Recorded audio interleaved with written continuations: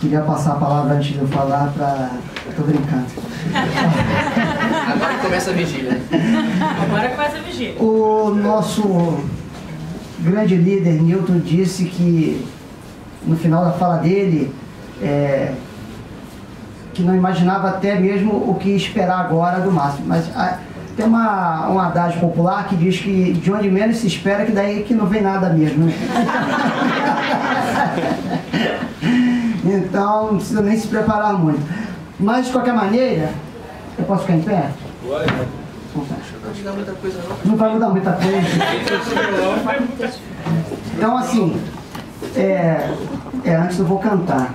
Mas o que acontece? Foi dito que o tema hoje é sobre a infiltração, né? A infiltração da esquerda nos ambientes cristãos. Como que isso se deu? Porque nós sabemos que houve, sem dúvida alguma, né, professora Maria Clara? Professora Maria Clara, eu até ousei um pouco, porque a senhora que é doutora em teologia bíblica, eu fiz questão de trazer a Bíblia aqui, né, justamente para provocá-la. Qualquer erro a senhora pode me corrigir. Mas, vejamos, evidentemente que a esquerda ela se infiltrou em todos os ambientes, não somente nos ambientes cristãos. Isto é um fato facilmente comprovável. Não acreditem em mim, acreditem nos seus olhos, acreditem nos seus sentidos, acreditem naquilo que vocês veem diariamente. Por quê? Porque se a esquerda não tivesse se infiltrado nos ambientes cristãos e infiltrar-se de uma maneira quase imperceptível, muito mais do que colocar um agente ali, a esquerda conseguiu infiltrar, primeiramente nos nossos ambientes cristãos, as suas ideias extremamente nefastas. E ideias, como nós sabemos, têm consequências. Os frutos podres dessas ideias, todos nós, infelizmente, estamos experimentando em pleno século XXI, em pleno início do século XXI. Todos nós estamos experimentando essas ideias nefastas que foram espalhadas pela nossa sociedade.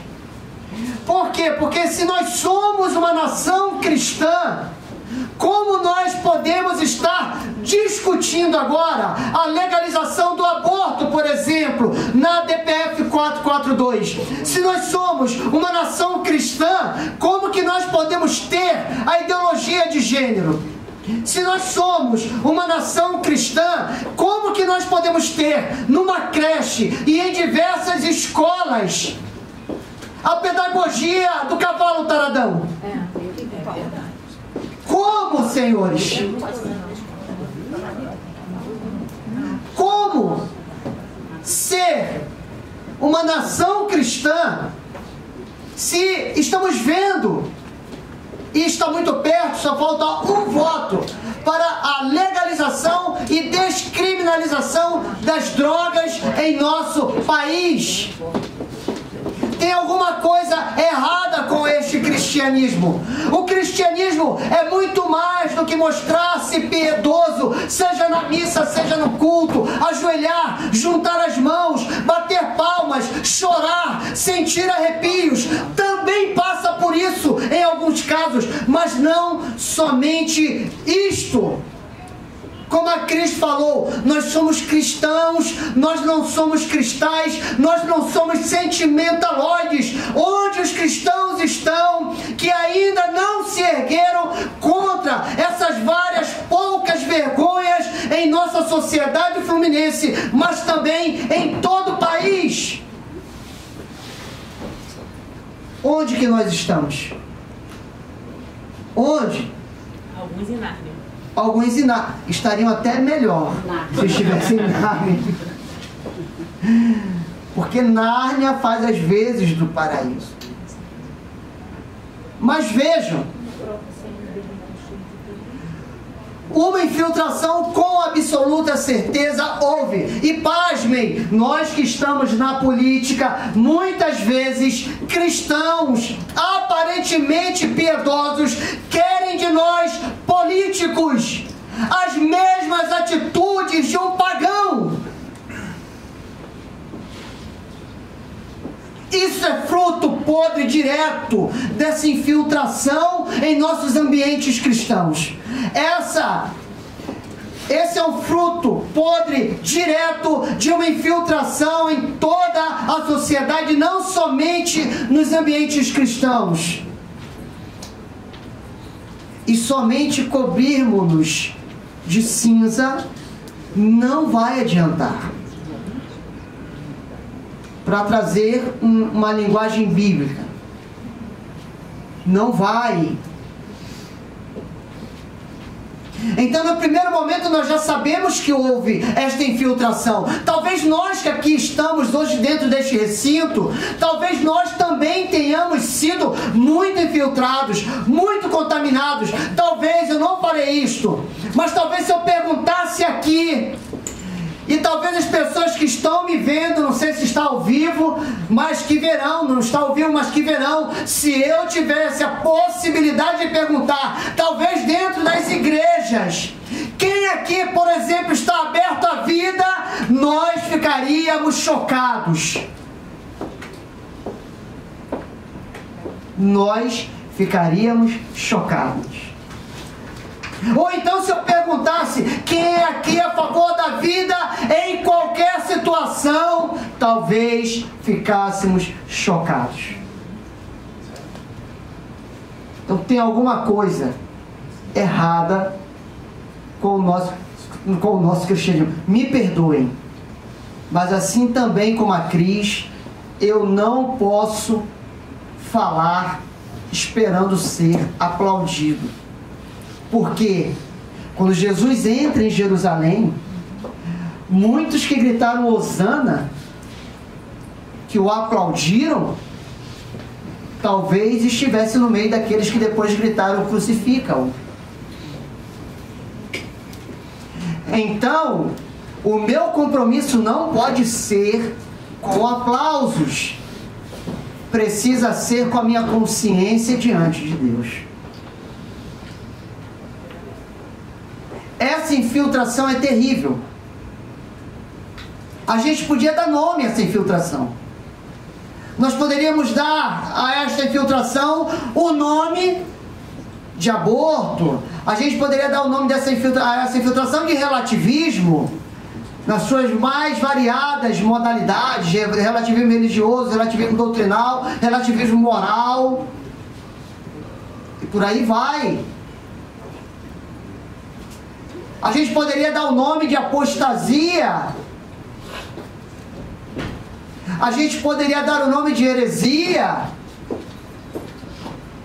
A gente poderia dar o nome de corrupção, nas suas também diferentes modalidades: corrupção moral, corrupção intelectual, corrupção monetária, está faltando uma, espiritual. A gente acha que a corrupção é só monetária. A monetária talvez seja o último estágio, visível. Mas quando alguém chega ao ponto de receber propina, ele já se corrompeu ou espiritualmente, ou intelectualmente, ou moralmente, ou tudo isso junto, até chegar o momento de receber uma propina. É por isso que para nós, no período eleitoral, não serve somente dizer que eu não me corrompo monetariamente. Para um cristão, não basta somente isso. Porque existem outras corrupções que são tão graves, tão sérias, quanto a corrupção monetária.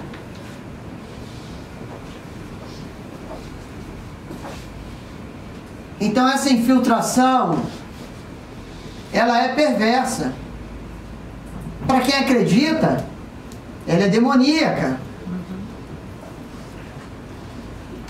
Agora nós já sabemos que houve uma infiltração. Talvez o que precisemos também, além de identificarmos o problema, é quais são as possíveis soluções para eles nos mais diferentes campos e instâncias. Essa infiltração também houve nas nossas famílias. Eu e a Cris gostamos muito de repetir isso. É por isso que quando nós dizemos assim, ou falam para nós, parece que vocês fazem dessa luta uma luta pessoal. Ele disse que eu estou dando de lado. Não, só achando que E quem... É a orelha. Tem uma que pesa mais para um lado que para o outro. Mas, assim... E quem disse que não é pessoal? Quem disse que não é pessoal? É claro que é uma luta pessoal. Está agredindo meus filhos, que não são poucos. Está agredindo minha esposa, está agredindo minha família, minhas irmãs, meus pais, meus vizinhos, os filhos dos vizinhos, as pessoas que nós amamos, que trabalham conosco. Como que não é pessoal? É claro que é. É claro, né, professora? É claro que é pessoal essa luta. E qual é o problema disso? Essa infiltração houve. E o que nós podemos fazer para fazer com que esta infiltração não mais continue avançando? Os conselhos são muitos. Não teremos tempo de abordar todos eles. Mas vejam, para nós cristãos, ou para aqueles que não são cristãos, para nós cristãos, os mandamentos, os 10 mandamentos, são muito mais do que um código de ética. São muito mais do que uma coleção de moral. Muito mais. Então, para nós cristãos, o antídoto, os 10 mandamentos, a vivência dos 10 mandamentos. Para você que não é cristão, também. As bem-aventuranças. E mais detidamente, por exemplo, as 4 virtudes cardeais: prudência, justiça, fortaleza e temperança. É assim que nós combateremos essa infiltração. Mas na política, evidentemente. Mas na família, claro. Dando aula, sim. Cozinhando, lá também. Varrendo a casa, por que não? Em todas as instâncias. São verdades que perpassam todo o nosso ser e tudo aquilo que for importante para nós. Alguém já disse mesmo, trazendo para o campo da política agora, que a política seria a arte da prudência. A prudência que não se confunde com medo. A prudência que é a virtude que me leva a tomar as decisões mais acertadas, as decisões corretas, nos momentos adequados, a decidir-me sempre pelo bem, que é o objetivo. A justiça que me leva a dar o que o meu irmão merece, aquilo que lhe compete. A fortaleza que me leva a ficar de pé e não sucumbir diante das maiores dificuldades, sacrifícios, dores, a manter-me fiel a princípios, a valores, e por fim a temperança, que me leva a ser moderado, que põe um freio nas minhas inclinações de toda ordem. É isso, de forma resumida, que deve nortear a nossa vida. Se nós queremos mudar a realidade, tanto dentro da igreja quanto fora da igreja, esta realidade começa dentro de cada um de nós, mudando-nos por primeiro. E para quem acredita, contando com a graça de Deus, porque o próprio Senhor Jesus Cristo diz: sem mim nada podeis fazer.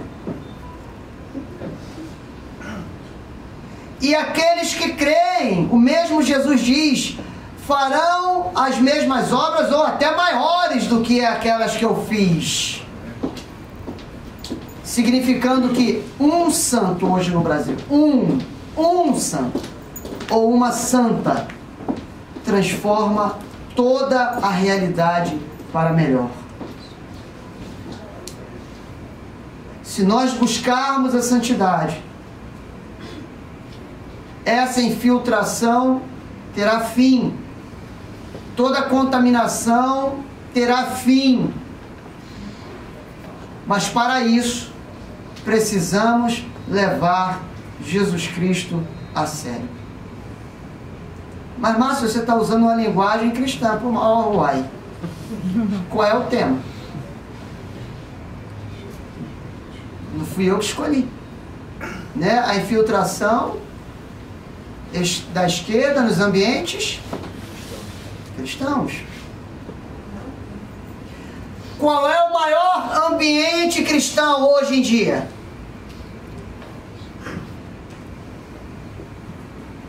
Qual é o maior ambiente de Cristo hoje em dia? Igreja. Tá, foi uma pegadinha. Mas quem é a igreja? Nós. Quem é o templo do Espírito Santo? Qual é o maior ambiente de Cristo? E onde houve então a maior infiltração? Perfeito, nota 10. Então, sendo assim, somos nós que precisamos passar por esta grande purificação. Pela primeira vez, eu consegui acabar no horário. Já é o primeiro milagre dessa noite. Muito obrigado.